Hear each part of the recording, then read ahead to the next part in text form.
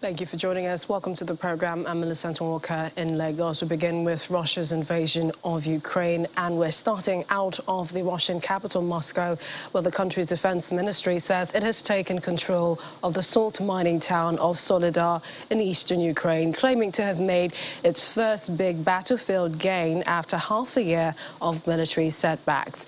The defense ministry said in a briefing that Russian forces captured the town Thursday evening.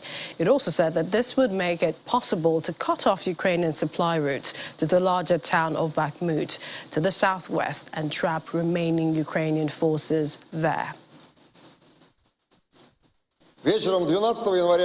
On the evening of January 12th, the liberation of Soledar was completed. The town is important for continuing the Russian advance on the Donetsk axis. Taking full control of Soledar enables Russia to cut off the Ukrainian forces' supplies in Bakhmut, which is located to the southwest, and after that, to block and encircle the Ukrainian army divisions that remain there. The capture of Soledar became possible thanks to constant fire damage to the enemy, assault on army aviation, missile corps, and artillery of the Russian forces. They continually carried out focused strikes against Ukrainian army positions in the town, removing their ability to move reserves, supply weapons, and attempt to withdraw enemy troops to other defensive lines. In the meantime, Ukrainian officials says Moscow's claims that its forces have taken the town of Soledar are not true. Earlier on, Ukrainian President Volodymyr Zelensky said in his usual nightly address that Ukrainian forces in the eastern city of Soledar are holding their positions and inflicting significant losses on Russian troops.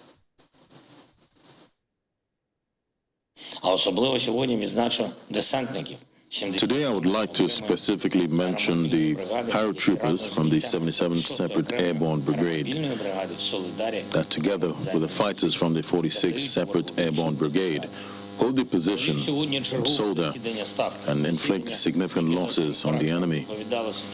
I held another meeting of the headquarters of the Commander-in-Chief, and we have analyzed in detail the reinforcements needed and the steps to be taken by commanders in the coming days. We have also discussed the situation with the supply of weapons and ammunition to the troops, the relevant cooperation with our partners. Well, let's now see video released by Ukrainian voluntary unit Charter, allegedly showing moments when a Russian position in the eastern city of Bakhmut was hit by grenade fragmentation and artillery. The clips showing a barn where it is said Russian units was based, which was later hit by grenade fragmentation round dropped from the drone by Ukrainian forces. The drone video also shows a vast area with buildings scattered around and also one being hit, as you can see. Bakhmut has been the focus of a Russian assault aimed at capturing the entire Donbass region of eastern Ukraine. Troops from both sides have been taking heavy losses in one of the most intense trench warfare there since Russia invaded Ukraine nearly 11 months ago. Russian and Ukrainian commissioners held talks on the humanitarian issues on the sidelines of an international ombudsman conference in Turkey's capital, Ankara. This happened yesterday. This is the third meeting between the two sides on the sidelines of the conference. An official at the Ukrainian embassy in Turkey said the talks lasted about 4 hours, and Turkish media said all sides expressed their views on the ceasefire during the meeting.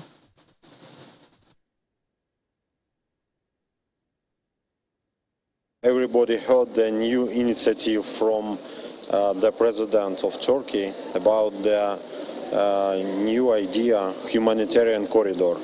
I think it's good. I think this new platform can do better the procedure of exchanging of prisoners. And to the Pentagon, which says that Russia's persistent troubles in Ukraine is likely, or rather likely, led to the latest shakeup in military leadership, and urged Moscow to end the war, instead turning to new generals to oversee the nearly year-long invasion. Well, this comes after Russia appointed Chief of General Staff Valery Gerasimov to oversee the military campaign in Ukraine.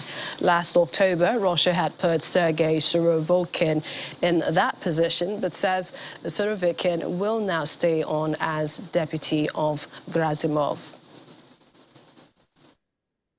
Certainly aware of Russia's announcement regarding the personnel shift, and it's something that we continue to monitor. Oren, I'm not going to speculate per se on how this might affect things on the battlefield in Ukraine, other than to say that it likely does reflect some of the systemic challenges that the Russian military has faced since the beginning of this invasion. And we've talked about some of those things in terms of its logistics problems, command and control problems, sustainment problems, morale, and large failure to achieve the strategic objectives that they've set for themselves.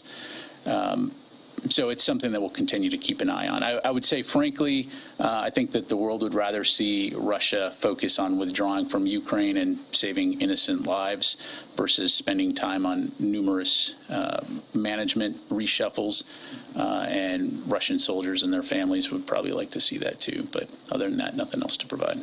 Thank you. Will. Well, Ukraine conducted military exercises in Volyn region near the Belarus border. The servicemen of Volyn Territorial Defense Forces exercised fighting tactics, shooting and advancing under possible artillery shelling that was simulated with real explosives. According to Brigade's Deputy Commander Vitaly Rokun, the servicemen are motivated to repel any possible attack. Ukraine's president warned on Tuesday that Russia was gathering forces for another escalation of the nearly 11-month war between the two countries. And France is aiming to deliver AMX-10RC tanks to Ukraine within 2 months. That's according to French Armed Forces Minister Sébastien Lecornu.